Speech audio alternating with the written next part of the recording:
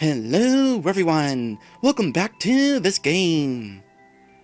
Did you know I am not just a Mario Maker level player, I'm also a Mario Maker level maker. Kinda. I don't really make levels all that often, but if you're interested in checking out my levels, there is my Maker ID right there. And on that note, I actually have made one level since my birthday stream a couple of years back. That level is Link at the Ghost House. And if the title and thumbnail seem familiar, that's because this is a remake of a level I made during Season 1, which itself was a remake of a level that I made in Super Mario Maker 1 on the Wii U. Ooh, and it has a comment on it too. What does the comment say? I didn't even know about that. Spoilers. Now, before I show this level off, I've decided that it'll be interesting to look back on the evolution of this level. And, conveniently enough, I streamed both of the previous versions, so we can just rewatch those recordings. With apologies to anybody who hates clip shows, including myself. But I figured that my past selves can explain their thought processes behind the level better than I could now. With that said, let's go ahead and flash back to 2015. Oh, wait. Before we do, I want to apologize for the atrocious stream layout. I had a lot of empty space and decided to go with a back-of-the-box motif. So, I wound up creating this level after I unlocked one of the Yoshi amiibo, specifically the Yoshi amiibo, which does the cute Yoshi sound. Because, my gosh, I love Yoshi's voice. Also, hello Metal Mario. I was kind of thrown off by stuff. Alright, so, we got invisible flying block, piranha plants. Boy, this haunted house is overrun with vines and stuff. Alright, I gotta wait for the thwomp to hit that. I'm not getting up there, so down I go. Alright, so here's another one if I needed it. So I want you to pay attention to the left. You see that chomper there? The dipper plant on the donut block, and there's also the light and the mushrooms. Keep that in mind. In the meantime, I need this. Because I need to ground pound through here. Now what you don't want to do is ground pound this power block. It's a trap. Because it'll knock down those coins, and you need those coins up there in order to create a bridge. By the way, here's that nipper plant. And the light up here, and the mushrooms. And over there is where we started. I actually made this map loop. There's real no point to it looping, but I thought it would be kind of funny. Alright, checkpoint. And there's another mystery mushroom there if you needed it.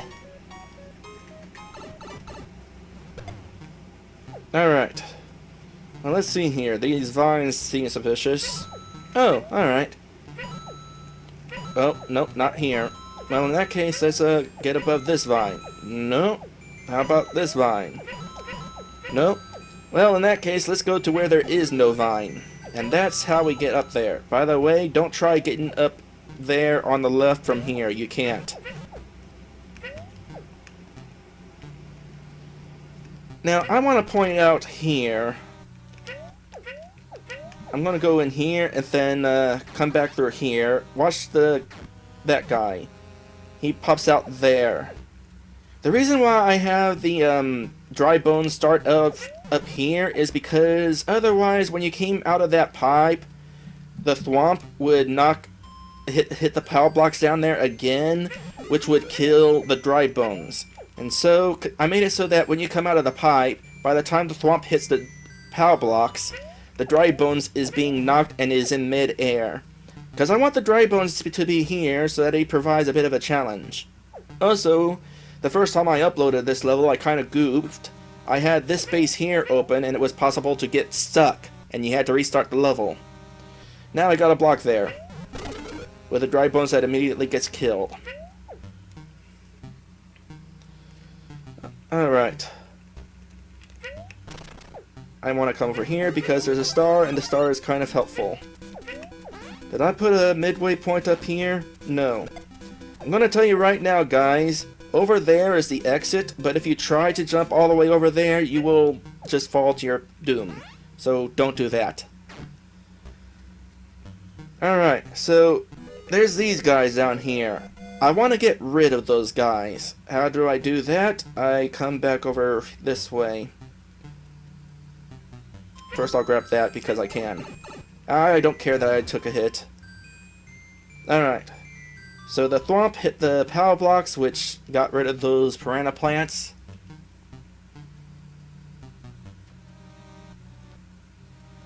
And I'm going to get myself another thing here. The reason why you want to do that with the piranha plants is because you need to be powered up in order to hit the blocks right there under me. Of course, one thing that makes it tricky is there's a stretch boo sitting there. So I gotta create a row of platforms so he gets out of the way. And now I can get up here. Ooh, and suddenly it's creepy. Alright, that way is towards the exit. We can see outside. And here we are. Oh my goodness, that's a lot of booze. Let's quickly get all the way across here. I still want this. Thank you. And I'm just going to create some platforms to get up here, and we're done. And just to be cute, I created a heart. Hello, dominating game. Alright, so let me show you the inner workings of this level.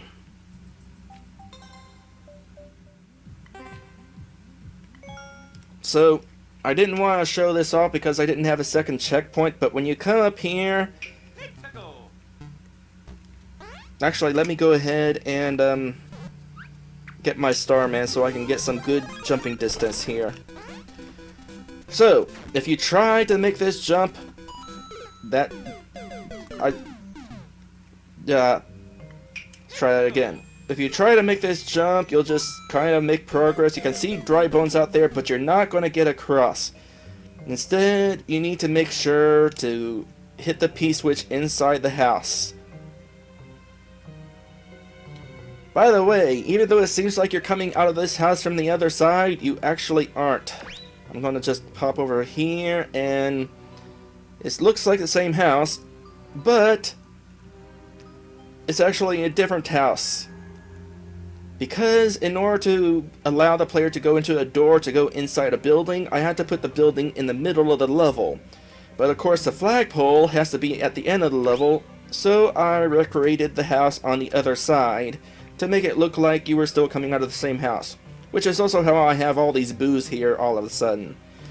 Also, the reason why I have invisible blocks up here is because it is kinda sorta possible to jump from here to up here. I didn't want the player to be able to get up here and kind of find out that, oh hey, over here is the inside of the mansion that I was just in. I think that's actually it. I tried to make the inside of the mansion kind of resemble the outside, but much bigger, kind of like how RPGs do it. I also reversed it, because I figure if you're going on the inside of the building, all of a sudden you're on the other side of the door, which means the outside was to the right where you just came from.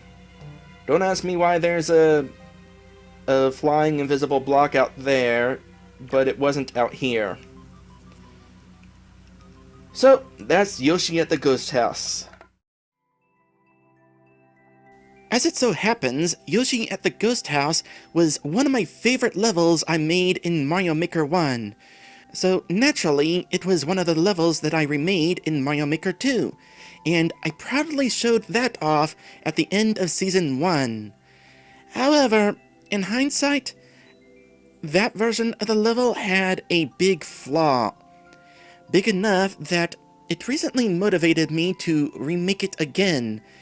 So, as we flash back to 2019, see if you can guess what flaw that was. We're going to Yoshi at the Ghost House.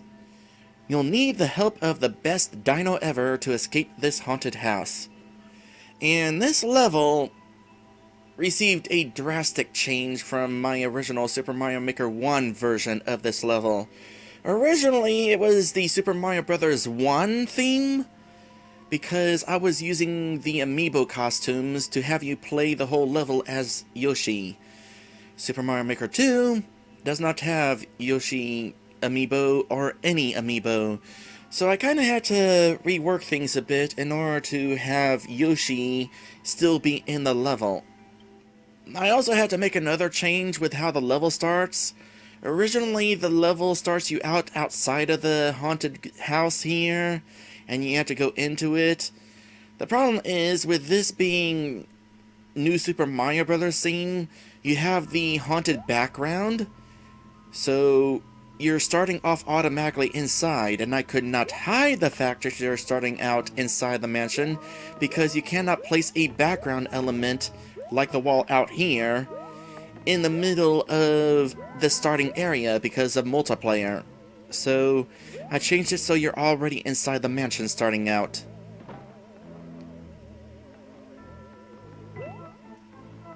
So starting off, do not be frightened by the thwomp. He is harmless as long as you don't wait here too long. Another change I made since the original is I made it dark, because Super Mario Maker 1 did not have a dark option. Originally, instead of Yoshi, right here you had a Karibo's shoe pop out, a big one, which you needed in order to stomp through here. Speaking of stomping, that power block is kind of suspicious. Now, if you were paying close enough attention, as you're passing these lanterns, they light up. However, these lanterns here do not light up, and in fact it creates a heartbeat sound. This is kind of implying that you do not want to hit this power block. If you do, it'll knock down those coins, which you kind of need in order to get across that gap. Instead, you're going to make your way across here, make sure you jump, and now you're up here, where you can safely hit this P-switch and get across from here. And I lost Yoshi. Oh wait, never mind. By the way, invisible blocks right here, so you can't use this as a shortcut. I absolutely love Yoshi, by the way. I had to make sure that this level still involved him somehow. Oh. Well, there's a setback. Can't get across there now.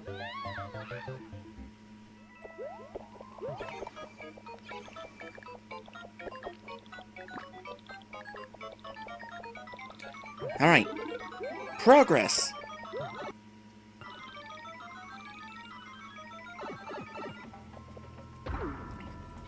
So this next part here, we could actually hop up there to make progress, but it's kind of dangerous. So instead, we need to kind of figure out where to go from here, because we got a lot of invisible blocks just keeping us from going up here. However, you'll notice that there's a missing vine right here. That's supposed to be a clue that there's a vine right there, which indicates that we are able to go up this way. Also some coins in here, along with a spring, which was what knocked a dry bones down to this platform. And let's see if I can hop under here. If I go under here, there's a little star, which is going to be kind of nice to have. In fact, it would definitely help us get up there to where those boos are, had I not already blocked myself from dropping down from here. So instead, I will just go ahead and knock you away. Now from here, we just hop into this door. We find ourselves on the other side of those boos. I'll kind of go over here real quick. And you know what? I'll take the hit so that I can get this. Don't lose Yoshi. He is still necessary. It's also necessary to be big.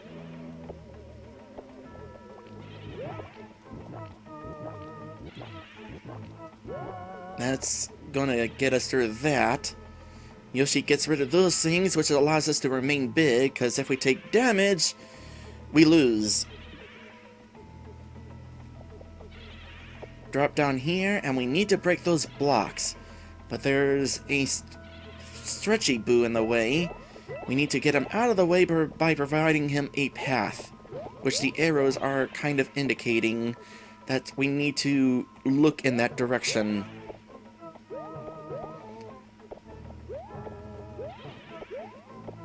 And of course, we have the level condition that we need Yoshi, so don't lose him. Pop through here. And make a mad dash to the end of this bridge, because as soon as that P-switch runs out, that happens. Now we're at the end of the level. Ah, nut bunnies. I meant to replace that mushroom with a star. Mushroom is kind of pointless at this point, because we're at the end of the level. Oh well, you can't edit levels, so I guess that's just gonna have a mushroom. I'll go ahead and show this level off in Course Maker real quick. So let me zoom over here. First off, here's the mansion separated from the entrance. And I'm just gonna go ahead and pop myself here to grab this star. And I'm gonna try jumping off to the left.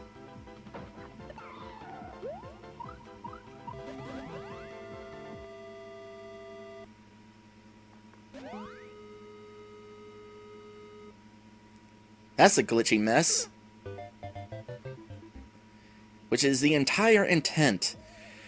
Because if I did not have that glitchy mess there, the player would theoretically be able to jump far enough that they'll be able to find the inside of the mansion, despite jumping over here from the top of the mansion. And I kind of wanted them to not see that. Also, I got this giant wall here so that it doesn't look like we're still inside a mansion. Anything else? No, just real quick, I guess I could show what the inside of the basement looks like when it's not dark.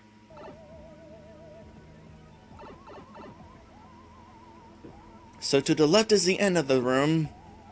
It doesn't actually extend very far. And come over to the right. Let me clear that out of the way. Over to the right you can see the start of the room, which again doesn't actually extend very far. So that is Yoshi at the ghost house. Well, that was Yoshi at the ghost house. Unfortunately, that version is no longer uploaded. Link at the ghost house is modified off of it, and despite being saved as a separate level, Nintendo's servers consider it the same level, and you cannot upload duplicates. So I had to remove the old version in order to upload a new version, which is just as well. Out of curiosity, could you tell what problem I had with that version? The answer is, it was claustrophobic. Yoshi was twice as big as the Yoshi amiibo, and additionally, you yourself had to be big in order to bust bricks, which the little Yoshi amiibo was able to do on its own. So, I decided to remake this level once again, this time with a smaller character as intended. And that character was Link. Of course, it would have been boring to just have the same level but with Link, so I also repurposed the level into a Zelda-style dungeon featuring puzzles that require all of Link's abilities. And so, for one final time, let us take a look at Link at the ghost house. To escape this house lost to time, you must become the hero of time. And I do mean become the hero of time, because you do not immediately start out as Link. Speaking of starting out, since we are no longer in the Super Mario Bros. U theme, with the constant background of indoors, I can actually have the level start outside the house again. We still have the issue of not being able to place background elements in the starting zone, but I don't think the fence looks bad like this. I also added vines back onto the outside of the ghost house. They were missing in the remake, and that's going to be kind of a running theme for this level. The intent here was that this old, decrepit home has been overrun by plant life. One little change right here, don't have to wait as long for the entrance to this pipe to open up. So, here we go into the basement, no longer dark because that was kind of annoying in hindsight. We get ourselves the Link power up, and the dungeon begins proper. So, there's still invisible blocks here preventing you from making a shortcut up, but I got rid of the thwomp that was up there because it was just awkward to deal with. Now, before we can get the Karibo shoe out of the pipe, we first have to open it up, like so. Once again, since we're in Super Mario Bros. 1 theme, there is no Yoshi, so we're back to the shoe. I also got rid of the trap that was here with the POW block, because you are no longer making your way across a coin bridge up above. But we'll get to that in a moment. So, we come over here, do that in order to drop the bomb into the flame, which will allow us to get up here. And then we just need to use our shield to make for progression like so. And got a little targeting challenge right here. Hit the Goombrat to get a key. Naturally, I'm going to be using the Zelda puzzle jingle for this Zelda-style dungeon. Alright, off we go. By the way, we can also get a Link power up here. One main difference from the first remake is that we have checkpoints again. In the first remake, you had to carry Yoshi, or rather Yoshi had to carry you, all the way through the level, whereas here we can refresh ourselves as Link along the way, no level condition, and therefore I can have checkpoints again. And for a level like this, checkpoints are kind of nice to have. Now, as we come up this pipe here, you'll notice a couple of differences. Number one, there is no longer a giant ring of boos to the left. They were kind of hard to navigate around, especially as you were dropping down to the lower level on the left. Speaking of ghosts, this ghost house is notably lacking in any ghosts. This allows more emphasis on nature having kind of taken this place over. Another thing is I've added these coins bouncing along these vines to kind of encourage the player to leap at them and hit the invisible blocks. Additionally, I have the coins bouncing on these tracks because if I had the coins just floating in the air, they would have been knocked out of the air at the beginning of the level when the thwomp hit the POW blocks below. The coins would not respawn. As usual, we're making our way up here because invisible blocks along the way. One little difference here is that there's a 1-up in that block now. I kind of got that the fancy way, but it would have been also a lot easier to just hit the block from here. This room to the left is clearly different. There is no longer a star in there. Instead, there's a locked door. Can't go in there yet. Let's go ahead and head up top of the mansion, where we will see some other differences. Well, first things first, since we are able to have the mansion at the start of the level, we are starting above the start of the level. Now, you'll notice that there is no longer a door on the other side to take us to the other side of the haunted house. Instead, we got ourselves another puzzle here. We gotta spot the difference sort of thing. There's no door here, but if we swipe here in just the right way, we can get coin blocks where the door would be, and likewise, where there's a coin block here, there is a block containing the key right there. With this, we can move on forward to the other half of the haunted house, where we have another difference. This section here is no longer open. You cannot drop down to the lower right, nor is there any way to jump up from the lower right up to here. However, it is still worth trying to make your way to the right by pushing this thwomp, because if you go to the right just far enough, another invisible block will spawn, and inside this invisible block is a 1-up. Although, probably a good idea to have the 1-up go a little bit further so it has room to pop out. Meanwhile, up here, more invisible coin blocks, and another difference right here. The spring on the other side is weighing down the seesaw, so you have to stomp down in order to get down. And we now have a second checkpoint. I'm not entirely sure why the first version of this level didn't have a checkpoint. Now we have all of these piranha plants here. We could just stab our way through, or you could do this the fun way and dash through them. And in fact, that is kind of what you want to do right here, because if you stab your way through here, you're not making it through without taking damage, and you would lose the link power-up. And there's no more link power-ups from here, and you really need it. Alright, we have arrived at the last puzzle of the dungeon, and no longer do we have to try to make our way past a stretch boo. In fact, as a reminder, this ghost house is seemingly devoid of any ghosts. But what we have here is definitely the trickiest puzzle in the dungeon, and requires a little bit of thinking and experimentation. So, the block up here is going to have the key to the door, but we can't actually get up to the key, so player's initial thought, go down the pipe. And we wind up in a new little room down in the basement. Nothing seems to be here, though, although you could easily throw a bomb into this little cubbyhole. Aha! That, in fact, makes a little jingle. However, nothing seems to have happened. Well, if you come back up here and... let's go back down there. Suddenly, you discover there's a blaster here. So, anybody who saw yesterday's episode will recognize what has happened right here. If you place down a Bill Blaster, and then place a destructible block in front of the Bill Blaster, the blaster will not spawn until after you destroy those blocks.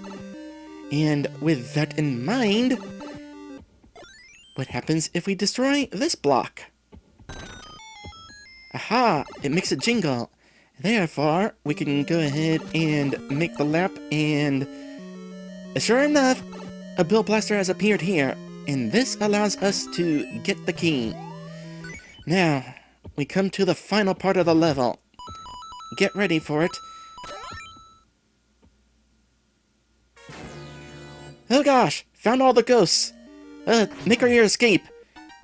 Oh boy, lots of them. Clearly they do not want you getting out of this ghost house alive. Try to get over here, and we have successfully made it to the shrine at the end. And here we find the Triforce of Power.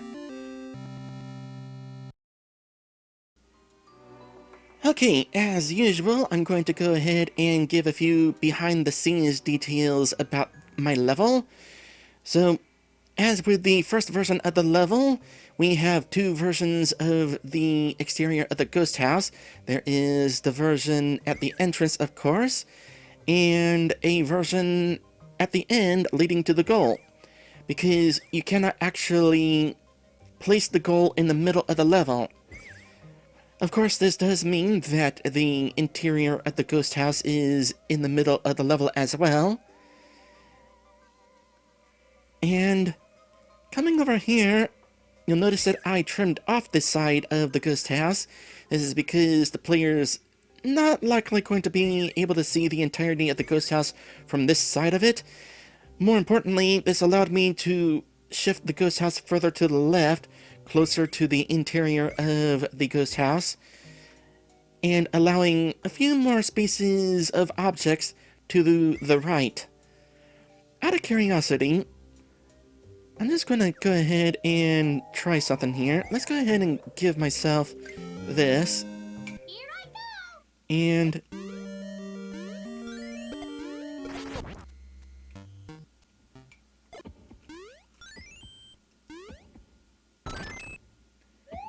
yeah, that's kind of what I thought. I realized that as I was playing this level. Entirely possible to leap up there to blast open the key. So, not necessarily the intended method. Actually kind of tricky. It took me a few attempts. But, well, there's another way to beat the level, I guess.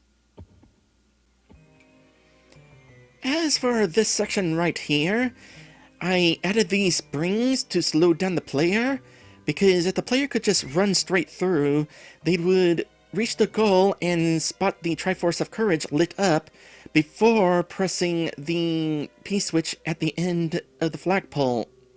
And I didn't want that to be possible, so the springs slowed down the player, while also adding an extra challenge. Now, it's worth mentioning that initially I had the springs themselves flying around. However, this was a bit too messy.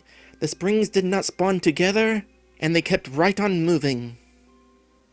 As for the sequence at the end here, we have these POW blocks up top, holding up the... Oop, let me try that again. So, the thwomps are bobbing up and down on the track because I wanted them on a track. Though, I'll be quite honest, I can't remember why I did want them on a track, as opposed to just sitting in the air. I'm sure there was some sort of reason. And the reason why I have the thwomps lined up diagonally is so that whenever you arrive at the goal, the POW blocks fall in a chain, as opposed to all at once. And of course, the reason why the POW blocks fall in the first place is because getting the flagpole gets rid of all the enemies. Meanwhile, down in the basement, nothing really new to show here. To the left gives the impression of seeing the end of the room while you're at the start of the room. And of course, you can also hypothetically see the start of the room from the end of the room. It doesn't actually loop. It's actually impossible to create looping rooms, even in Mario Maker 1. I just thought the visual effect was kinda neat. But that is Link at the Ghost House. If you wanna try to play the level yourself, the course ID is on screen right down there. Interestingly, the first few characters of the ID kinda looks like it says quick. Well, if you want to speedrun this level and beat it quickly, might I offer a little challenge to you? My clear check time for this level is 50 seconds. Now that might seem like a fast time, but I actually sat at the flagpole for a few seconds to give a little room for getting a better record, so if you want to try to beat that time, it's entirely doable. With that said, that is it for today, and also, that is it for this week. I know this episode is a little on the longer side, but I hope you enjoyed it regardless, even with it being a bit of a clip show. Next week, the cycle begins again, and we will be starting off with some freshly uploaded levels. Thank you all for watching, and I will see you in the next one. Oink!